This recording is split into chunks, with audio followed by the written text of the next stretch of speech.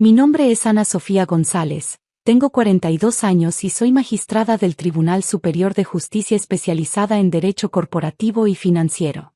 Para mi familia, específicamente para mi tío político Eduardo Ramírez, soy simplemente la secretaria que trabaja en los juzgados y que nunca logró hacer algo importante con su vida. Lo que él no sabe es que durante los últimos 5 años he presidido algunos de los casos corporativos más complejos del país, incluyendo varios que involucran directamente sus empresas. La confusión comenzó hace 8 años cuando mi prima Lucía se casó con Eduardo, un empresario exitoso dueño de una cadena de restaurantes y varias propiedades comerciales. Durante la boda, cuando me presentaron como Ana, la que trabaja en el Poder Judicial, Eduardo inmediatamente asumió que era secretaria o auxiliar administrativa. Ah, qué bueno, había comentado con condescendencia. Es importante que las mujeres tengan trabajos estables, aunque no sean muy ambiciosos. Nunca me molesté en corregirlo. En esa época yo era jueza de primera instancia y acababa de terminar mi maestría en Derecho Corporativo. Mi trabajo requería absoluta discreción, y había aprendido que mantener un perfil bajo en reuniones sociales era no solo prudente sino necesario. El malentendido se solidificó durante las reuniones familiares subsecuentes. Eduardo siempre me preguntaba sobre el trabajo de oficina, y hacía comentarios sobre lo cómodo que debía ser tener un empleo gubernamental sin muchas responsabilidades. Debe ser relajante no tener que preocuparse por facturación o clientes, me decía mientras describía sus problemas empresariales. Tu trabajo debe ser muy rutinario. Lo irónico era que mientras él hablaba de sus complejos desafíos comerciales, yo había estado revisando casos que involucraban disputas corporativas 1000 veces más complicadas que administrar una cadena de restaurantes. Pero mantenía mi silencio profesional. Mi verdadero trabajo era fascinante y demandante.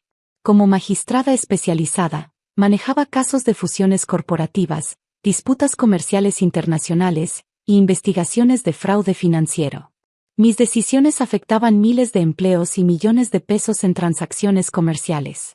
Había dictado sentencias en casos que establecieron precedentes legales importantes y había sido invitada a conferencias internacionales sobre derecho corporativo. Pero para Eduardo, yo seguía siendo la prima que nunca pudo salir adelante. La situación empeoró cuando fui promovida a magistrada hace 3 años. Mi nombramiento apareció en todos los periódicos nacionales, pero Eduardo nunca lee las secciones legales de los diarios. Para él, las noticias importantes eran solo las relacionadas con negocios y deportes.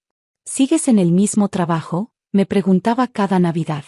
Deberías considerar buscar algo mejor. Con tu edad, ya deberías estar establecida profesionalmente. Sus comentarios se volvían especialmente hirientes durante las reuniones familiares, donde no perdía oportunidad de comparar mi falta de ambición con los logros de otros familiares. Miren a mi sobrino Carlos, decía señalando a un primo que había abierto una consultoría. Él sí entendió que para triunfar hay que ser emprendedor, no conformarse con un sueldo de oficinista. Lo que Eduardo no sabía era que yo ganaba más en un año que lo que él facturaba en su negocio más exitoso. Pero mi discreción profesional me impedía alardear sobre mi posición o mis ingresos. La tensión familiar llegó a su punto máximo durante la cena de Navidad de este año, celebrada en la nueva casa de Eduardo en Polanco. Había invitado a varios socios comerciales y abogados para mezclar la celebración familiar con oportunidades de negocio. Ana Sofía, siéntate por allá, me indicó señalando una mesa alejada del comedor principal. Esta mesa es para discusiones de negocios. Tú estarías más cómoda con las esposas y los niños. Mi prima Lucía me miró con pena, pero no dijo nada. Había aprendido a no contradecir a Eduardo en público. Me dirigí a la mesa asignada sin protestar, sentándome junto a las esposas de sus socios y algunos familiares menores. Desde mi lugar podía escuchar claramente la conversación de negocios que Eduardo consideraba tan sofisticada. El problema con las nuevas regulaciones corporativas, decía pomposo mientras cortaba su carne, es que los burócratas del gobierno no entienden cómo funciona el mundo real de los negocios. Sus invitados asentían reverentemente, aunque sus comentarios revelaban un entendimiento bastante superficial de las leyes corporativas que él criticaba. Estas nuevas reglas sobre transparencia financiera son ridículas, continuó. Solo complican los procesos para empresarios honestos como nosotros. Internamente sonreí. Esas nuevas reglas habían sido resultado directo de una serie de decisiones judiciales que yo había redactado después de revisar casos de fraude corporativo. Las regulaciones que él criticaba existían precisamente para prevenir las prácticas dudosas que algunos empresarios consideraban normales. ¿Verdad que sí, Ana?, me gritó desde su mesa, incluyéndome en la conversación de manera condescendiente. Tú que trabajas en el gobierno, seguramente ves todo el papeleo inútil que generan estas regulaciones. Todas las miradas se dirigieron hacia mí. Eduardo claramente esperaba que confirmara su perspectiva desde mi posición de empleada gubernamental de bajo nivel. Las regulaciones suelen tener razones específicas, respondí diplomáticamente. Por eso prefiero trabajar con abogados de verdad, continuó Eduardo dirigiéndose a sus invitados. No con burócratas que solo ven formas y procedimientos. Hizo una pausa teatral, claramente disfrutando su papel de empresario exitoso educando a la familia. Las secretarias no entienden de leyes corporativas. Es un mundo demasiado complejo para quien no ha estado en las trincheras de los negocios reales. El comentario fue como una bofetada. No solo había minimizado mi profesión, sino que había usado su ignorancia sobre mi verdadero trabajo para humillarme frente a toda la familia y sus socios. Claro que no, asentí tranquila, manteniendo mi voz controlada y profesional. Eduardo sonrió satisfecho, interpretando mi respuesta como confirmación de su superioridad. Sus socios asintieron con aire de comprensión, como si acabaran de escuchar una gran sabiduría empresarial. Exactamente, continuó, dirigiéndose ahora completamente a sus invitados de negocios. Por eso es crucial rodearse de profesionales que realmente entiendan el derecho corporativo moderno. No podemos permitir que secretarias y auxiliares opinen sobre temas que requieren verdadera expertise. La conversación continuó por esta línea durante varios minutos más, con Eduardo pontificando sobre la complejidad de las leyes comerciales y la importancia de tener asesores legales de primer nivel. En ese momento, el timbre de la casa sonó repetidamente. Eduardo frunció el ceño, molesto por la interrupción en medio de su discurso sobre la sofisticación legal. ¿Esperamos a alguien más?, preguntó Lucía mientras se dirigía hacia la puerta. Mis abogados, respondió Eduardo consultando su reloj. Les dije que vinieran después de las 9 para revisar unos contratos urgentes. Siempre trabajan, incluso en Navidad. Eso es dedicación profesional real. Momentos después, Lucía regresó acompañada de 3 hombres en trajes formales. Reconocí inmediatamente al licenciado Morales y al licenciado Herrera, 2 de los abogados corporativos más reconocidos de la ciudad. El tercero era más joven. Probablemente un asociado senior. Disculpen la tardanza, señor Ramírez, dijo el licenciado Morales mientras se acercaba a la mesa principal. El tráfico navideño complicó nuestro. Sus palabras se cortaron abruptamente cuando me vio. Sus ojos se abrieron con sorpresa y una expresión que mezcló reconocimiento con pánico absoluto. Magistrada González, tartamudeó, su voz perdiendo toda su confianza profesional. No esperábamos verla aquí. El silencio que siguió fue ensordecedor. Todas las conversaciones cesaron instantáneamente. Eduardo miró confundido entre sus abogados y yo. Magistrada, murmuró, claramente desconcertado. El licenciado Herrera se acercó inmediatamente, su rostro pálido mientras procesaba las implicaciones de la situación. Señora magistrada, quiero aclarar que no sabíamos de su presencia aquí. Si hay algún conflicto de interés con los casos pendientes. No se preocupen, los interrumpí suavemente, levantándome de mi silla. Esta es una reunión familiar. Eduardo se puso de pie lentamente, su rostro mostrando una confusión total mientras alternaba su mirada entre sus abogados y yo. ¿Alguien puede explicarme qué está pasando? El licenciado Morales se aclaró la garganta nerviosamente. Señor Ramírez, ¿no le dijimos que el caso de la fusión con Restaurantes del Valle está siendo revisado por la magistrada González? Magistrada González. Eduardo repitió mecánicamente. Su familiar, balbuceó el abogado más joven, señalándome con una mano temblorosa. Pero ella es secretaria, protestó Eduardo débilmente. Los 3 abogados intercambiaron miradas de incredulidad. El licenciado Herrera fue el primero en encontrar su voz. Señor Ramírez, la magistrada González es una de las juristas más respetadas en derecho corporativo del país. Preside el Tribunal Superior especializado en casos comerciales complejos. Eduardo se sentó pesadamente en su silla, el color drenándose completamente de su rostro. Imposible. De hecho, continuó el licenciado Morales, claramente incómodo, acabamos de recibir su última decisión sobre el caso de Corporativo Santander. Su análisis de las regulaciones de transparencia financiera fue brillante. Me dirigí calmadamente hacia la mesa principal, sintiendo todas las miradas sobre mí. Esas regulaciones ridículas, de las que hablabas hace unos minutos, dije dirigiéndome a Eduardo, fueron diseñadas basándose en precedentes legales que establecimos después de revisar cientos de casos de fraude corporativo. El licenciado Herrera asintió vigorosamente. La magistrada González redactó las sentencias que crearon el marco legal moderno para la transparencia empresarial. Su trabajo ha sido citado por tribunales internacionales.